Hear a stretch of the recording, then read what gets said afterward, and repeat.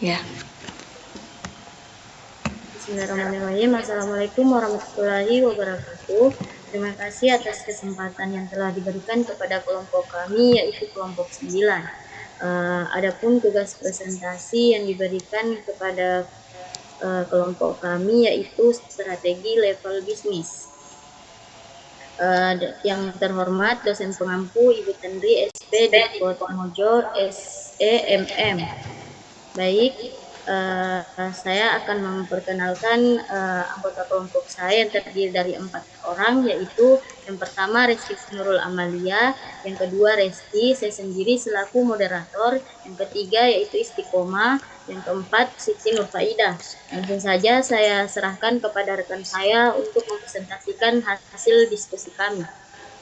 Saya persilahkan.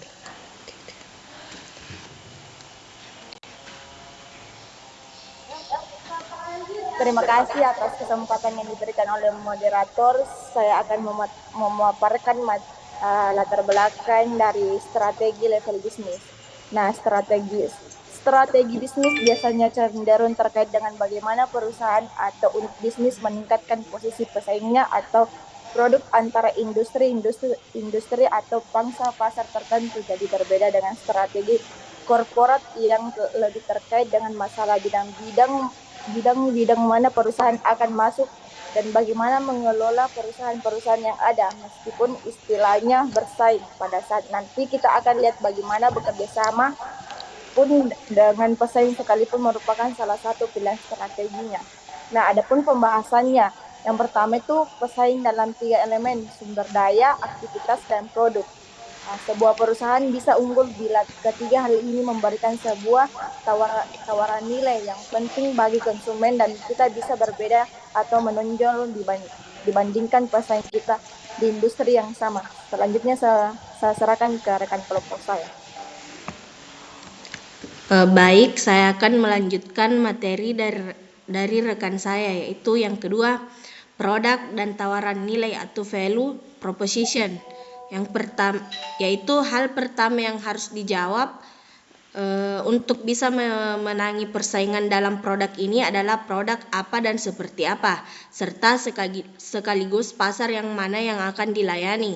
Kejelasan tentang hal ini penting karena dalam praktiknya banyak sekali perusahaan yang ingin meraup seluruh segmen pasar yang ada, tapi akhirnya malah membingungkan calon konsumen dan gagal dengan tawarannya. Kemudian yang ketiga yaitu strategi bersaing generik Porter.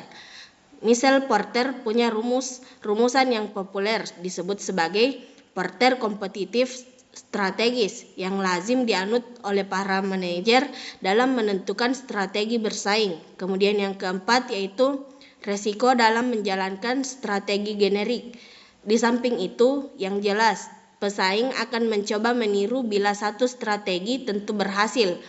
Bahkan bila itu sebuah upaya keberhasilan sebuah strategi bersaing akan menjadi daya tarik bagi pelaku lainnya, terutama bila memang keberhasilannya menyolok.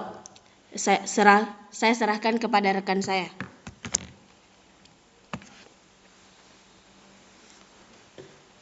Baik, selanjutnya itu 5 struktur industri berpengaruh pada strategi yang dipilih. Strategi industri memainkan peran penting dalam menentukan strategi yang dipilih oleh perusahaan. Analisis struktur industri ada 5 model kekuatan Porter. Model ini membantu mengidentifikasi kekuatan yang mempengaruhi persaingan di industri.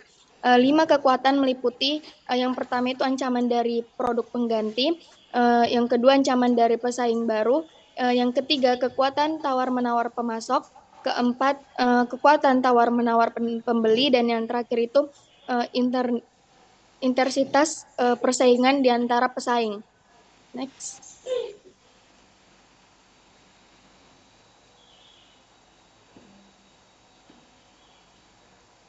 Taktik bersaing kapan dan di mana adalah rencana operasional khusus yang menjelaskan bagaimana, kapan, dan dari mana sebuah strategi diimplementasi.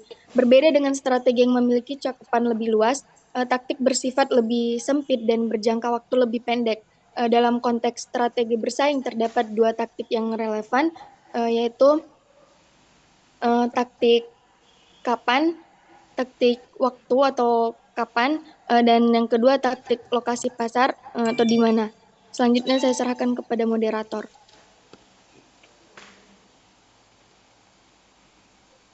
Baik, itulah tadi hasil diskusi di kelompok kami. Adapun kesimpulan hasil diskusi kami yaitu strategi level bisnis adalah strategi yang paling tinggi dan paling umum digunakan dalam perusahaan dan memiliki beberapa keuntungan dan kesulitan yang perlu dipertimbangkan dalam pengembangannya. Itulah tadi hasil diskusi kelompok kami, lebih dan kurangnya mohon dimaafkan. Wabillahi taufiq wal hidayah. Wassalamualaikum warahmatullahi wabarakatuh.